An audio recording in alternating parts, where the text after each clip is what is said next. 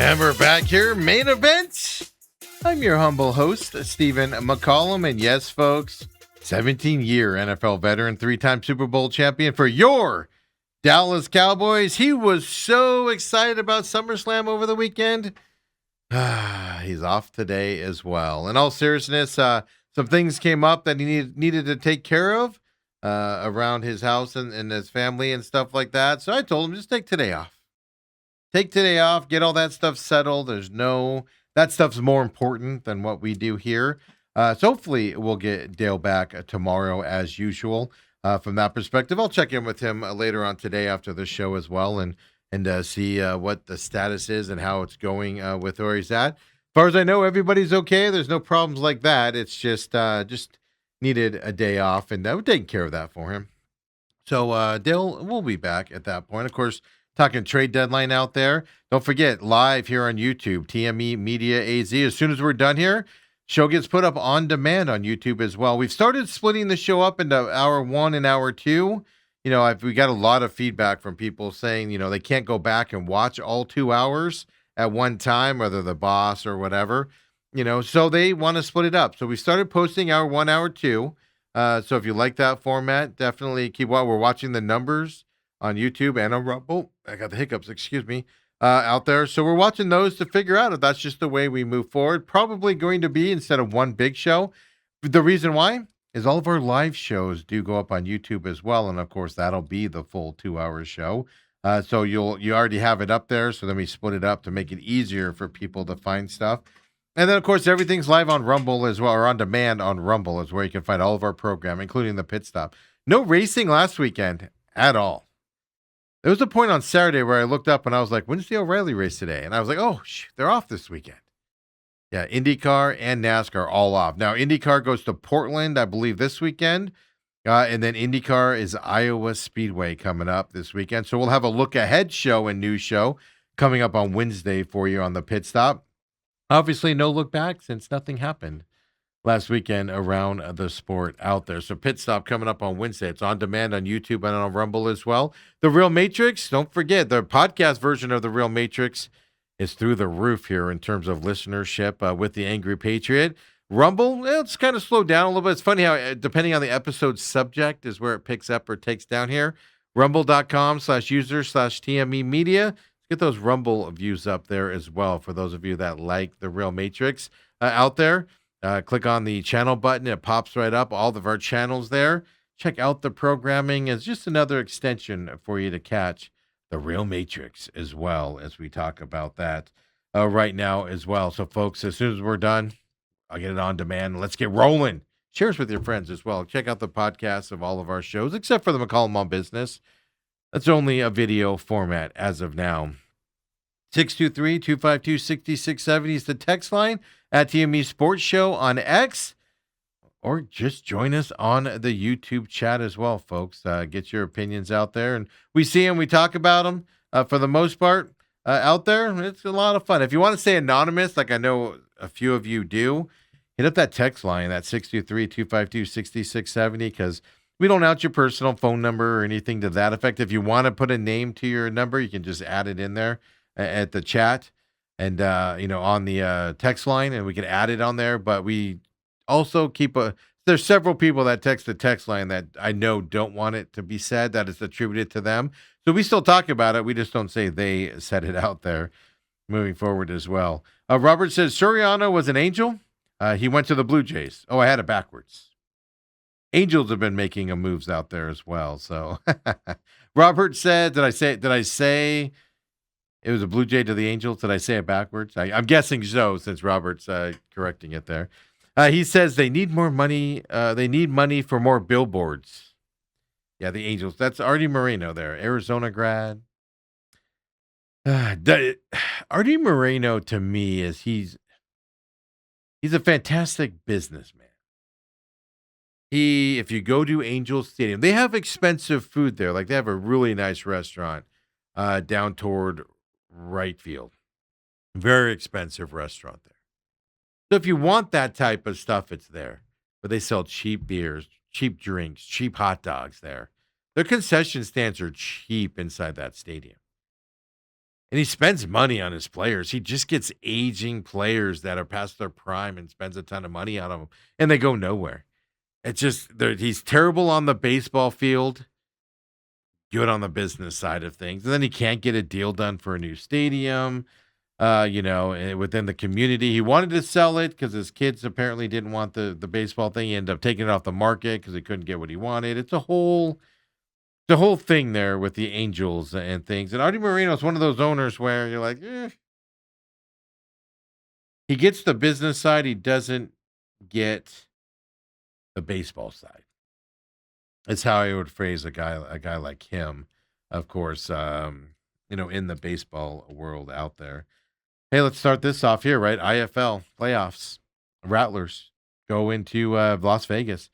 They lost the 2 games they played Las Vegas earlier this year. They were leading the first game.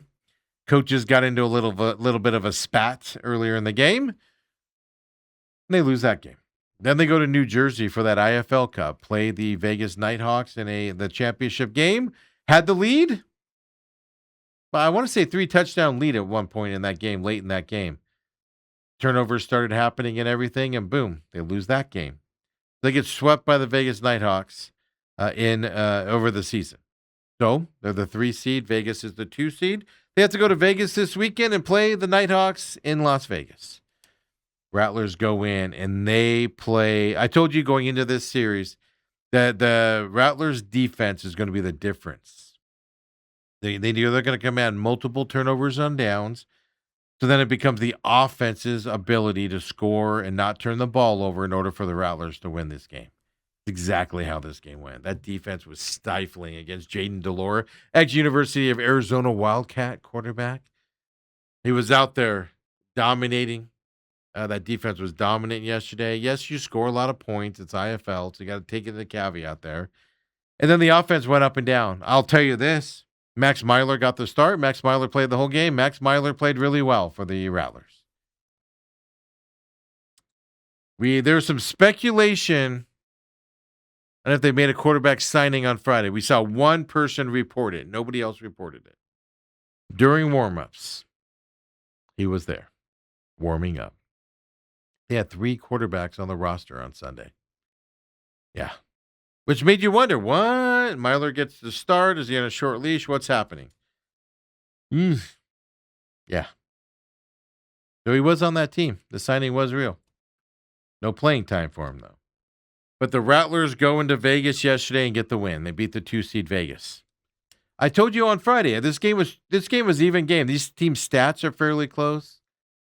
These are very equal teams. 2 years ago, the Rattlers won the championship. Vegas won it last year. 2 evenly matched teams.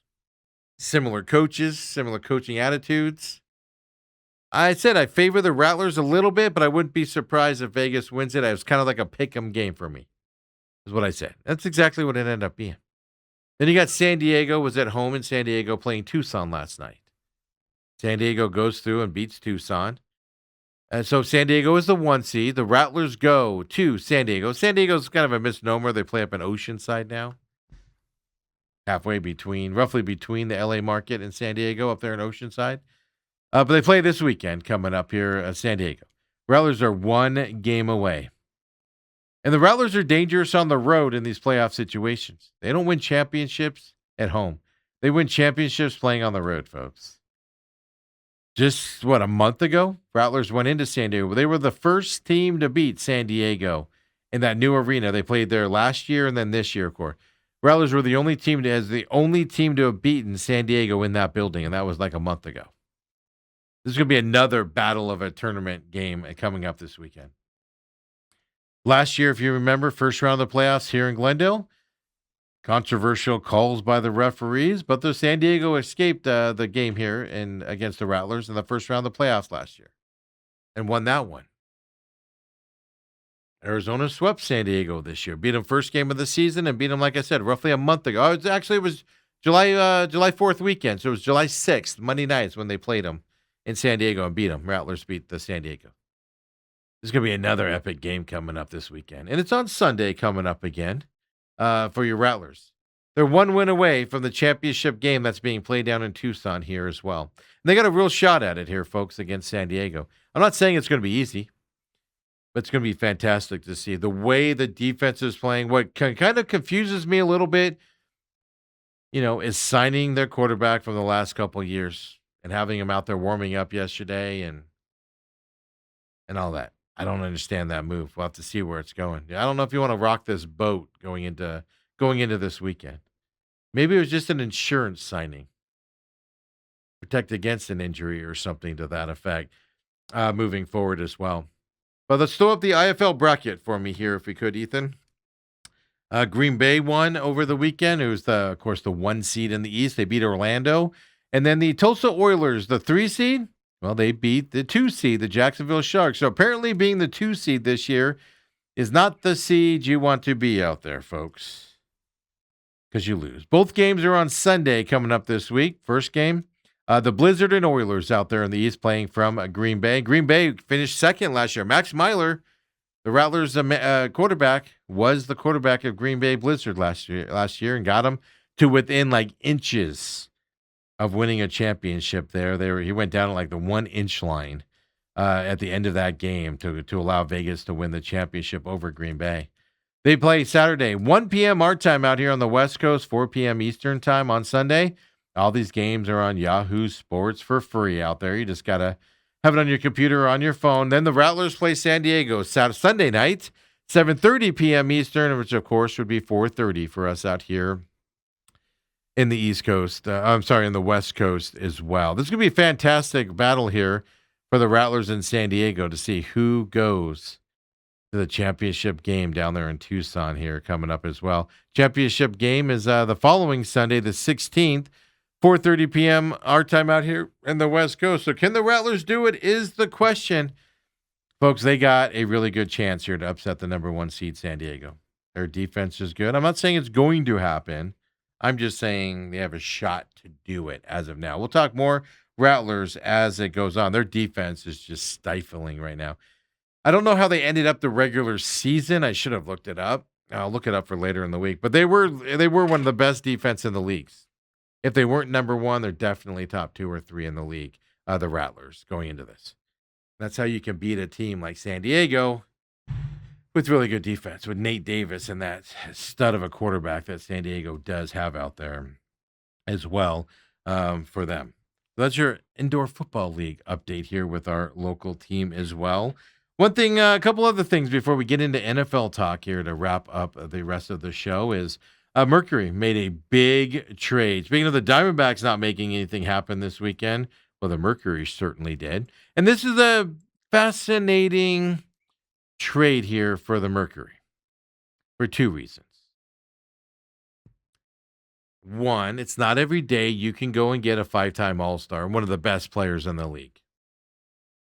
Kelsey Plum is being traded from Los Angeles to Arizona. She was with the Aces for their championship run. She went to Los Angeles, now coming to Phoenix here as well. And you go, well, Kelsey Plum's older. She's getting older, to go more closer to the end of her career than the beginning of his career. You could say all of that stuff out there. You can. But she has a 23.9 points per game this year. This season, she's averaging that. The highest scoring average ever by a player traded during a WNBA season. Teams don't unload players like Kelsey Plum in the middle of the season. They can make the move because of payroll and not wanting to pay it and stuff after the season. During the season, they don't like to do that. Now, Plum's been injured, and things to that effect. And like I said, she's closer to her end of her career. But she's coming here with Kalia Copper and a couple other Mercury players that she's played with on the USA team and things to that effect. So she's coming around teammates that she gets along with and knows as well. So it's fantastic that the Mercury went and got her. Mercury struggled. Now there's only, I believe, like 14 games left in the WNBA season. Season's almost over. So it's, the Mercury just haven't been good this year by any stretch of the imagination. Kelsey Plum's contract expires this year. So she's a rental. But she's a rental for a team that's 11th in the division right now. 11 out of 15 teams. They're 11-19 on the season, the Mercury are. They're 4-6 in their last 10. Last year, they made it to the finals. This year, a little bit of a struggle out there. You don't make this trade for a team that's 11-19, going to miss the playoffs, struggling all year long type of a situation. They're 5-10 at home, by the way, folks. You don't make a trade for a rental player like this unless you want the expiring contract. But how does this trade help you? Unless you've got a deal to re-sign her and she's staying here. She lives in the LA area. She's always played for Vegas, LA, or possibly Phoenix now moving forward after this season. So she's close to where she wants to live there in LA. The Mercury would have no problem signing her for the contract amounts that she wants and stuff to that. It's interesting. If the Mercury don't have a deal to re-sign her on its expiring deal, what are you doing? Getting an expiring contract? And it's not like they gave up a big number contract to get her. You know, the first round draft pick this year and a couple other draft picks. You gave up a lot for an expiring contract for her. I'm assuming the Mercury have already got the layout and stuff to re-sign her going forward. I'm assuming that's in the books. We'll just have to wait and see from that side. But they went out for the remaining few games here and everything. They went out and they got a 5-time All-Star. Those players don't, and no matter what league you're in. Now, does it work out better than the Kevin Durant trade did for the Suns? You hope so. You absolutely hope so. Because if not, you know. I'm looking up here really quick here to see. I don't know if it has. Let me see if I can find this. So they Mercury traded Monique Akoa Makani. That was they given up a 2027 first round pick and a 2028 second rounder. Specifically. She's wearing number 0, by the way, when she gets here as well. She was wearing number 10 with the Sparks. The difference is you gave up a lot, so they're going to re-sign her. I have a feeling. But anyway, Mercury making a big move, making a splash, if you will, in the WNBA universe. The other thing I want to just say, because we don't really get into politics, I don't care for politics on this show. I like politics in my private life and dealing with it and watching it. I just can't get enough of people expression and how, politicians work and stuff like that. It's amazing how you can sell your soul and stuff like that. But I digress on that. The WNBA, with all the shenanigans going on with everything but basketball, it's just a turnoff, isn't it? Coach yesterday against Indiana has to wear trans kids matter shirts. And ESPN spends 20 minutes during the game, 10 minutes, 15 minutes during the game, talking about the shirt and what it means and all that stuff. They always talk about, Caitlin Clark, and, we always have to watch her, get choked and fouled beyond belief there on the court, where it's not basketball anymore. We have to see all of this outside influence around the WNBA on stuff we just don't care about. It's not about basketball. The WNBA, which you're talking to, and I'm talking about myself here. The WNBA isn't something that I sit down and go, these two teams are playing tonight. I've got to watch this game. I don't do that with the WNBA. But what I will do during the summer is I'll have it on. Nothing else is on. Oh, there's a game on ESPN. I'll just turn it on and have it on the background. Pay attention to it. I'm tired of doing that at this point. I don't want to watch a game that have all these political stuff happening, all this political conversation. I just don't care about that stuff during a game.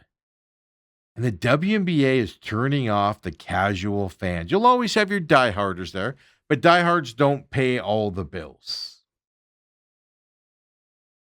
This league's killing itself, man, and they just don't care. They can't stay out of their own way. They can't. It's frustrating. It's hard to watch, and it's terrible. Literally had the game on yesterday between, was it Saturday? It was yesterday. Between the movie and then waiting for SummerSlam to start, waiting for the Rattlers game to start. They had the Lynx game on. Literally listening to a diatribe on a political matter. That, you know what? Believe what you're going to believe on that side. I'm not telling you how to think on that at all. But I'm not watching this game for that stuff. I'm not. If I want to have those conversations and pay attention to that stuff, I'll turn on a different channel to watch. It's just they're killing themselves. And they don't care. So why do we care, I guess, is the bigger question there as well. So anyway, my little side note on the WNBA right now as well. But Kelsey Plum coming to the Valley. Look at that. Another big trade, and that's an Ishbia team, so hopefully they learned a lesson from the Kevin Durant trade here to get into that part. Hopefully. Hey, college of sports. The NCAA, just every time they go to court, they get their butts kicked. They lose everything out there. It's not even funny what they lose. It's terrible. Like, why? I don't even know why they go to court. They should just settle before they get to that point. By the way, before we get into this here, I just want to get you updated. I'm just refreshing on the MLB trade deadline, and we'll do it again before the end of the show. I'm not expecting Diamondbacks to do anything major. Maybe a few small pickups, but nothing major. Their major moves are going to be DFAing guys like Sewald, maybe Thompson, and then bringing up some young guys, and then getting some guys back over the next few weeks. So much so, Steve Gilbert on MLB.com, and this is yesterday's article here, talking about what teams are going to do here with the trade deadline coming up later. He said the Diamondbacks are going to buy, but it'll likely not be splashy moves. It's all because of that budget, right? The team is getting closer to the first luxury tax threshold. They will not go over that as well. So they'll make some small moves, add a little bit to it, but that's it. And Steve Gilbert said that as well. So I just want to give you the update as of right now as well for that. So the NCAA. If you missed the news on Friday, a judge came out of Colorado, and a judge granted the right to play another year of college sports to some athletes out there. Anybody in the high school class of 2022 now gets another year of eligibility, because the eligibility ran out last year, and this judge issued a new order, made an order on Friday saying that those kids are eligible to play now. That's why you saw guys like a Pig Johnson, who played at ASU last year. You saw he's in the transfer portal. That's why you saw guys like Ghost, the ASU there, Rouser, right? He graduated last year, ineligible to play anymore. Wasn't drafted by anybody, and just sitting, looking to come back and play some college football again this year. That happened on Friday. 2022 class gets an extra year now. Now that James Judge came out yesterday and clarified that order a little bit more as well. So the ruling does not include football players who signed pro contracts. So if you were drafted or signed an undrafted free agency contract for an NFL team, sorry, I'm falling out of my chair here, folks. You're not able to come back. If you're playing in the CFL, you're not able to come back. But if you weren't drafted, you weren't signed by anybody, you're just sitting at home right now, eligibility is there as well. So the NCAA requested a clarity order from the judge on a Friday ruling for that fifth year of eligibility. So no other rules changed. It's just she's granting a year of eligibility for kids in 2022 is what she's doing. So in order to transfer, one of the rulings was you can't come in and transfer because no other NCAA rules are affected. So unless you were in the transfer portal, when the transfer portal was open, only way you can come back and play, whether it be basketball or football, is you have to stay on your team. You can't go anywhere else because they can't open a new transfer portal. No other rules were affected by this as well. By the way, this affects a chance for hundreds of kids that could go back to college and play another year of football or basketball as well. Like I said, no NFL draftees, no CFL draftees, for instance, out there coming up. No kid that's summer, has a contract with an NBA team or a foreign professional league team can come back for basketball side and that stuff as well. So, though that is the changes that she made yesterday as well. Baseball doesn't start for a while, so you have a little bit more time. These football players are more rushed, right? Because if you didn't enter the transfer portal, which why would you? Your eligibility's up. I know a few people did, just in case, but a lot didn't. So, like if Ghost, Rouser, let's call him Ghost, but Rouser, if he comes back to play, he's got to play for ASU this year. The side effect of that is there's a kid on an ASU team that, been working his butt off to start this year. Well, if Ghost can come back, Rouser can come back to this team, that kid gets punched down a little bit. What does that do, right, moving forward and stuff to that effect is kind of the question we're dealing with here as well. So lots of unknown. Now, football is the rush one. Basketball is practicing as well. So in order, like for a couple of the ASU guys that could come back, how do they fit in with the new coaching staff? Is there a spot for him on this team? Does somebody else get bumped because of it? There's a lot of questions here. Baseball's a different story because that's, doesn't start playing until, end of the year, beginning of next year type of a situation. So eligibility's out there for 2022 kids, at least several hundred of them out there, but there's a lot of details to be worked out as well with the teams if they are going to come back and play another season coming forward. But it's just like the NCAA just constantly just makes your head hurt, man. Every time they go to court, there's new rulings coming out, and they keep saying we need congressional, intervention here to save the sport and all this stuff. They make my head hurt, man. When we come back here, the main event, of course, we're going to talk some NFL football. Let you know what happened around the Cardinals this weekend. An injury popped up. He seems to be okay. I'll tell you about LaFleur's press conference yesterday. Yesterday, the press conference was before practice began, and practice was in front of the season ticket holders. Yes, I did see not a big crowd yesterday. Yeah, season ticket holders have lost their mojo for this team as well, folks. Not a shocker from that perspective. This is the one where with my 4 tickets, they said I'd be lucky to bring a guest. It's like whatever. You guys keep restricting stuff. I just don't care anymore from that perspective, right? Uncle Lou's Sneak Teep podcast is out, folks, as well for the week. We got a UFC number this morning. UFC Las Vegas 120 from the Apex this weekend. I do see his Sneak Teep is out. I'm retweeting that right now for those of you that listen to that. And folks, come on back. We got NFL talk coming your way. Coming up next.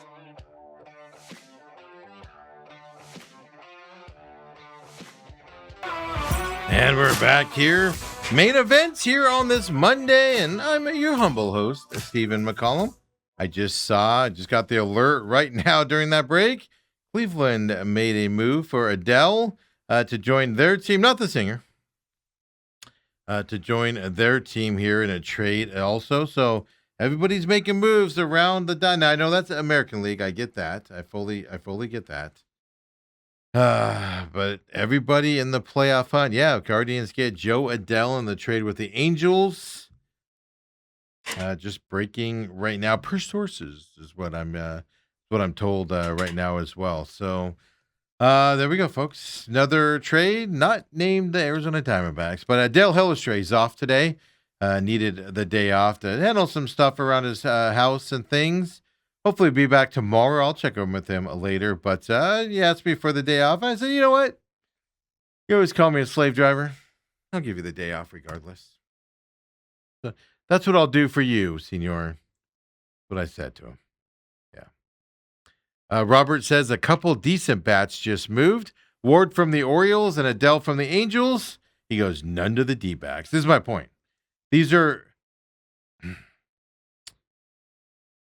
Ward and Adele are guys you can go get. And they're not getting them. Diamondbacks aren't making a big move. They're gonna end up with a reliever, something like that later on in the day. That's all that's gonna happen.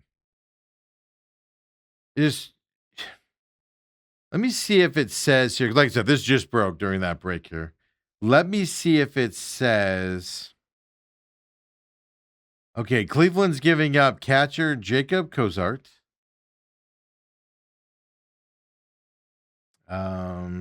That's all I see in the deal so far. There's going to be more than that. Yeah. And Jeff is right. He's not a free agent until the end of next year. Adele, I don't believe. That's why I was reading the Angels were pretty sure he was going to be gone because you still control him a little bit out there as well. So I mean, just another example of the Diamondbacks just sitting back. What they do best. Let's face it, it's what they do best. They sit back. Maybe a scrap heap type player here coming up later on today, but we have till 3 p.m. Phoenix time coming up for your Major League Baseball trade deadline. I'll just tell you, I mean, I said this before. I said this before the All-Star break, and then all of a sudden they start doing stuff to fight for the jobs. Like, fight for your job. Show you want improvement. Show you want to do something. Show you're trying to improve this team. And what they do, they DFA'd Pavin Smith. Zach Gallen was moved to the injured list. Right? 2 underperformers, and boom, they start winning. They showed some fight at that moment. Paul Sewald, they move out of the closer role. If I was a betting man, I would put a whole lot of money that Sewald's getting DFA'd later on today. And they're bringing up some young kids. If they maybe with Ryan Thompson. I'm not as confident with him as I am with Sewald. We'll see. We'll see if I'm right on either of them. But, so they're showing some fight. But if that's all the Angels got for Joe Adele, and you can't compete for that for a big bat, I know he's an outfielder. I get it. But for a big bat, I don't know what we're doing. Show the fight. That's all we're asking. That's all I'm asking. I just got an update here. MajorLeagueBaseball.com just put an update out on what they're hearing right now on a bunch of guys. I was reading that the Rangers are putting Jacob deGrom on the thing. Obviously, the Diamondbacks aren't going to get them, but the Rangers, MajorLeagueBaseball.com is pretty much saying that none of the players on the Rangers are off limits right now. Yeah. So Rangers they can lose their whole starting lineup, which you can go get Corey Seager. Obviously, they don't need a shortstop, the Diamondbacks. But Gore, who's that? Eovaldi, Jacob deGrom, starting pitcher for the Rangers as well. I'm forgetting the last guy. All available, reportedly. Yeah. But then the Rangers also look like they're going to trade Jock Peterson, right? You bring him back, big hitter for DH. He's a designated hitter there for the Rangers. You need a DHer. Or do you need a DHer here for the Diamondbacks out there as well, right? That you're looking at. I'm just flipping through here really quick here to see what the rumors are around the Diamondbacks, because this is an updated article here. So give me a minute here. I know I'm doing production stuff on air, which isn't the best. So no new rumors or anything on the Diamondbacks as of right now. What the national guys and people that follow this stuff closely, nobody's got any updates on what the Diamondbacks are going to do. We're still stuck with the Steve Gilberts and everybody's saying they're going to buy, but it'll be a small wrinkle is what they're going to do. So looks like it's in line. We'll see if they surprise us later on in the day. Of course, for the Cardinals, we're here, right? Hall of Fame a week here, Hall of Fame football. The starting preseason game starting for your Arizona Cardinals this week out there. Thursday night. Hey, really quick. I pulled it up during the break. And I hate to go back to this, but the movie thing. Spider-Man, I told you, $360 million US over the weekend. Huge movie in terms of opening. Biggest domestic box office opening since Avengers Endgame. Internationally, 927 million box office.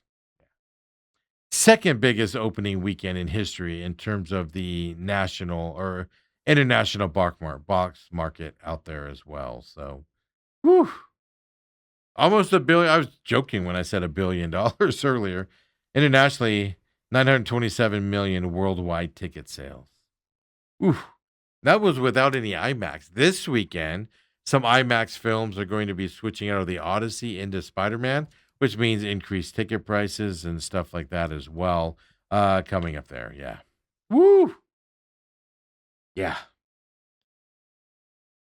By the way, Australia, it was the biggest opening weekend of 2026. It made 30.4 million in Australia also here as well. That's a big number. China led the international markets with $121 million in ticket sales. Doesn't shock me at all. China does it from that side. So there you go. Little update there on Spider-Man, $1 billion perspective.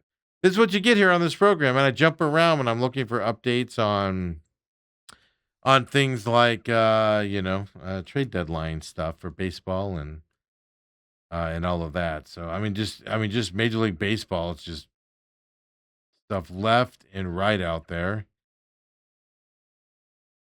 Let's see. Oh, Jacob Latz. It was that other pitcher. Did I say it? It was the pitcher I was forgetting with the Rangers as well. So the Rangers are only 1.5 games back of a playoff spot, and they're saying they're prepared to sell everybody, including the kitchen sink and all the pitchers on it out there. Let's get into some fun talk here with your Arizona Cardinals. Thursday night, Hall of Fame game. We don't know who's playing yet, right? We don't know who's going to start. We don't know who's going to get playing time. We know all the bench guys and meaning farther down the bench are going to get playing time during this game. But in terms of, you won't see any projected starters playing this weekend. Will you see a Love in this game? I don't think so. Will you see a Marvin Harrison Jr.? I don't think so. You're going to see guys down that line get substantial playing time, and you're probably going to see Carson Beck get the start and roll out this weekend as well. Maybe a Gardner Minshew get some playing time this weekend, but you won't see Brissett out there at all first and stuff like that. So interesting enough in terms of over the weekend. Yesterday was the season ticket holder day out there, and you're pretty much done with public viewing and practice until this weekend's red-white game coming up this weekend. Walter Nolan on Friday, right? He's got a history of injuries there in his knee in his short career. Hobbles off of practice on Friday. I tried to find out what happened. Nobody really saw the injury happen. They just saw him walking gingerly off. Came back onto the field a little bit later. Was talking with everybody, but didn't practice anymore. Mike LaFleur goes to the podium on Sunday's press conference, which was before practice yesterday. And he said Walter Nolan is good, and he's going to be practicing. And he meant yesterday. Was going to be practicing yesterday. Man, that knee scares you a little bit, man, when you see him walking off and stuff to that effect. Joey Blunt was held out of practice yesterday as well from that stuff. The exact quote from LaFleur yesterday in the press conference I found funny when I was watching it. He goes, I haven't been on a good team that hasn't had a good defensive line. No, he's not wrong there, that's for sure. And Walter Nolan, man, he's explosive. Been watching him all training camp. Explosive. Just he's got to get healthy, and that knee is worrisome. If he's having these knee problems in year one, training camp of this year, folks, that knee problem isn't going to get easier as he ages and takes the hits out there. That's the worrisome thing on Walter Nolan. It's not going to get easier. LaFleur yesterday said he will hold off on saying who will play on Thursday in that Hall of Fame game. He wants guys to focus on one practice at a time. He believes early game will be an advantage, meaning the Hall of Fame game, give them an advantage on the season. And he says, in terms of playing time, he was asked about that. He said, "It'll never be my plan," is what he said, quote. And then he says, "It will be a collective effort," meaning he's not going to restrict guys. He's just going to go out there and see what happens, and stuff to that effect. Be kind of loosey-goosey. I am a little worried that Mike LaFleur is going to go with the Cliff Kingsbury style of coaching. And what I mean by that is being a player's coach. You need to be a player's coach, but you also need to be my way, and this is how we do things here. I do like what LaFleur is saying in the press conferences.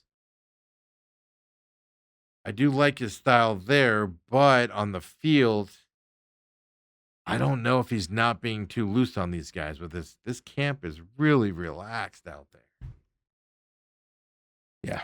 He also said the team will be practicing on Wednesday. That's the travel day to go to Cleveland for the Hall of Fame game. Or I'm sorry, Ohio for the Hall of Fame game out there. I was thinking Rock and Roll Hall of Fame there for a moment. So he says they will be practicing Wednesday before they travel.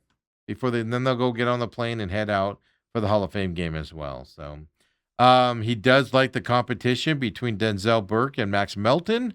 He says that's been good, was his phrase there. He said guys thrive on competition and said multiple guys can earn that role.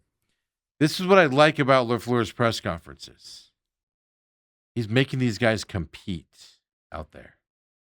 And, I believe even if like you're Budda Baker and you're going to be the starting safety of this Cardinals team, you got to have somebody behind him that's going to push him. I firmly believe in that. You need competition. Guys at this level thrive off that competition. And if they don't, you don't want them on your team, right? So I do like how he talks about that. But then he used a couple other phrases out there as well. He was asked specifically like what the Cardinals team does well so far in his early camp tenure. This is what he said, quote, "I think they come to work. They're focused on day-to-day." That was his quote. He said there's a lot of urgency on this team. He likes that. He likes how they approach every day they're out of practice. So he's saying those types of things, which you like to hear. I told you guys one of the reasons why I took the Cardinals at over 3.5 in terms of wins this year is because I don't think this Cardinals team, with first-year head coach Mike LaFleur, I don't think they're going to quit on the season like they did with Gannon last year and Kingsbury before that. Not in year one with Mike LaFleur. This is telling me this team doesn't want to quit. Where even the coaches commenting and it's training camp, you say positive things, right? But if they weren't doing it, you'd hear about it, you'd know about it, and they are doing it. They're competing out there on the field. I don't think this team's going to quit. And that last part of the season after the bye, I know it's late, and they could be 1 and whatever or 2 and whatever, right? And want to mail it in. I don't think this team's going to quit. So you got wins against the Jets, Raiders that you can sneak up to get over that 3.5 win total. It's not going to make your fan base happy because you guys all want the number 1 pick. But that's why I went over, is what I'm seeing in camp. And then Mike LaFleur is kind of putting some weight behind what I'm seeing in camp. This team wants to fight. This team is being challenged.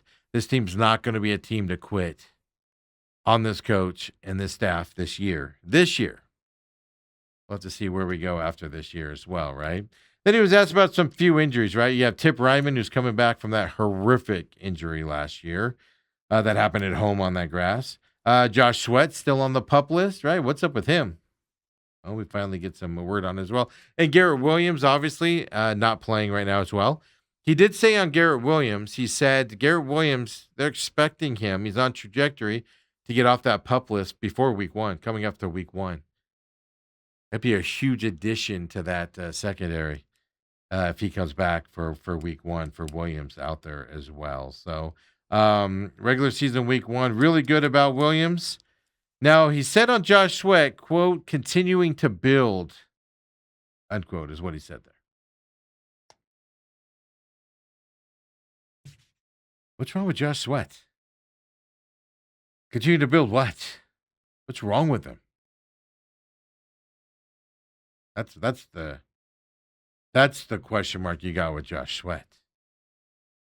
Then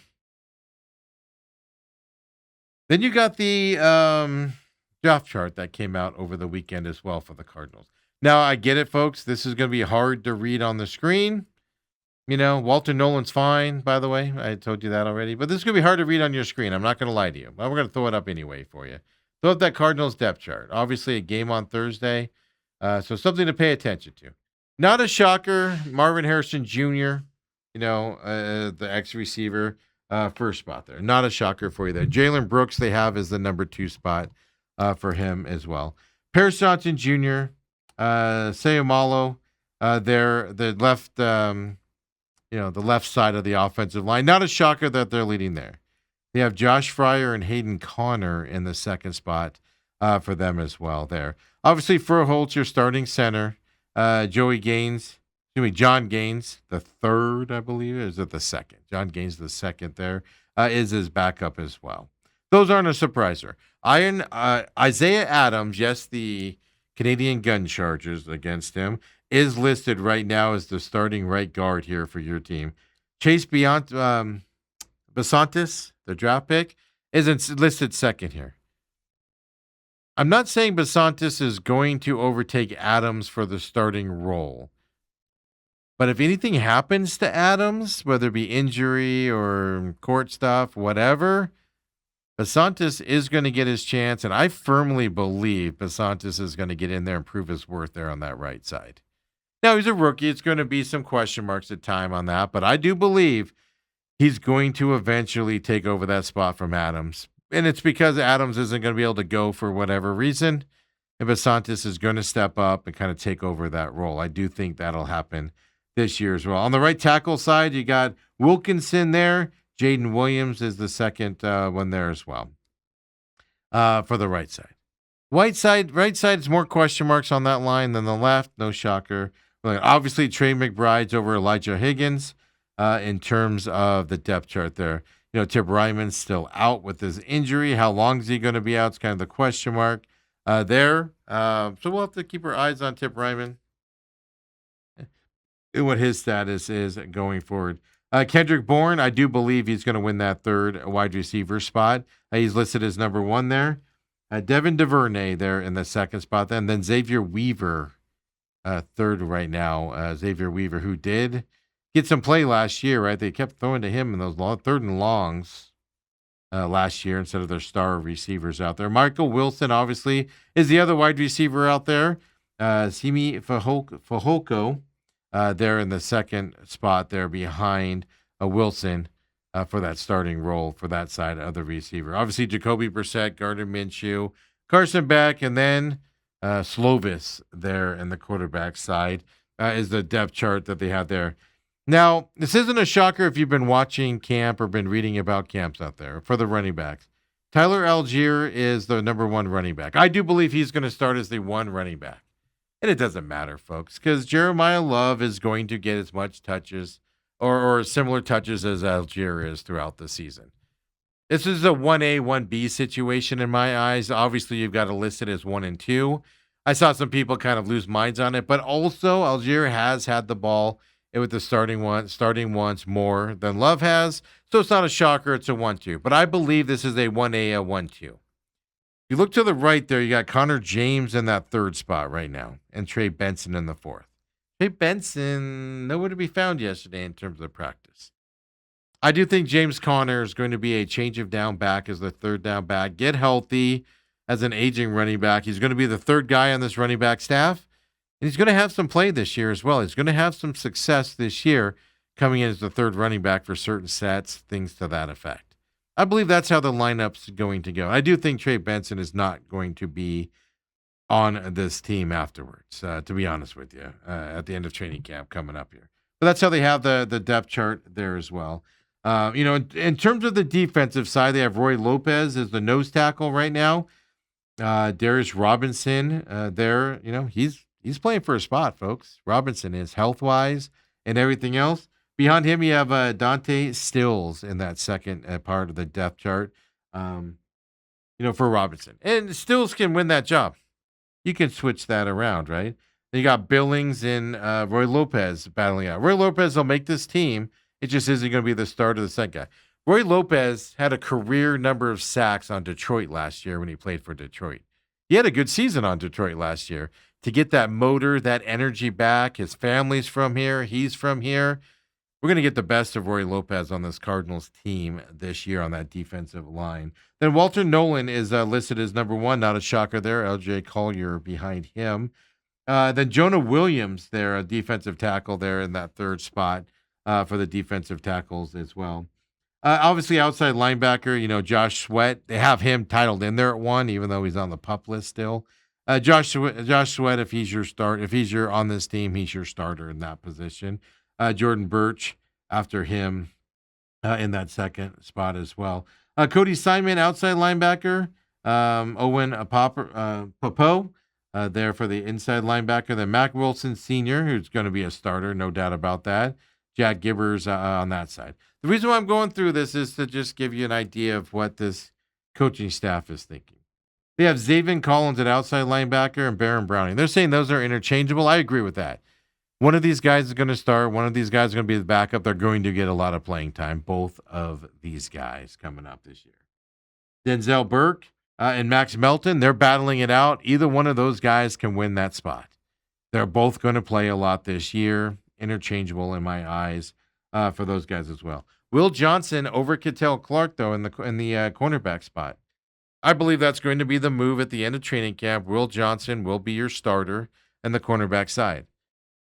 Kittel Clark will get a lot of playing time, depending on the health, of course, of Johnson. But I think Johnson in his second year, hard hitting, he's going to do a fantastic job there. I think he's going to win that spot. And don't forget, he's number 2 this year for him as well. Sean Murphy Bunting back into his role after the injury last year.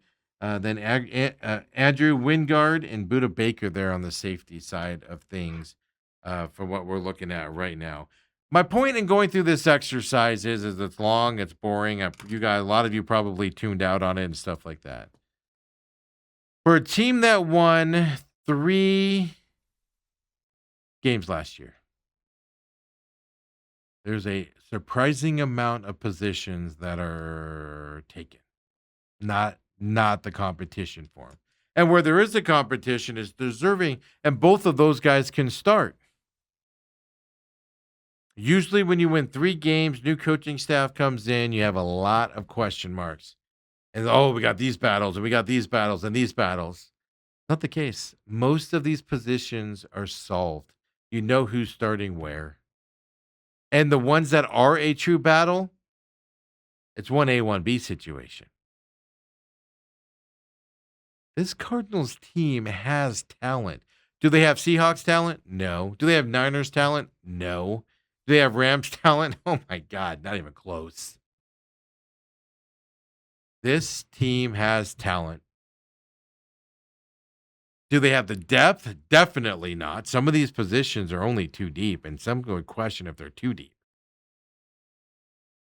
But isn't it amazing the depth chart comes out and you don't see a lot of battles for a team that's in the 3rd place last year and the way they struggled? That amazes me on what we're seeing for the Cardinals going into this season as well with that depth chart. Expect to see a lot more battling out there, a lot more question marks from that side of things from the Cardinals depth chart. Because when you only win 3 games, man, you should have more battles. So that's your Cardinals updates. Of course, they'll practice today, practice tomorrow. He said they'll practice Wednesday morning, and then they'll travel out there to the Hall of Fame game there as well. The Pro Football Hall of Fame game is Thursday night. You know what? Let me look up what time. What time does that start? I know it's early for us here on the West Coast as well. 5 p.m. our time is when it kicks off. And the reason to watch, Thursday night is 1 year Cardinals are playing. But you're going to see Carson back. You're going to see some young guys that you want to pay attention to. The second half, it's guys that, Dale always yells at me for this comment, but guys, you don't really need to see. The thing I like about the Hall of Fame game, one, the Cardinals are playing in it. I want to pay attention to Carson Beck and see what he does in live performances on football. Now, granted, it's training. None of the Carolina Panthers starters are going to be playing and stuff to that effect. I get it. But if you look bad against these backups and backups to backups and backups to backups to backups, that's not a good sign, right? So you got to pay attention to that. So I'll be paying attention to what he does out there.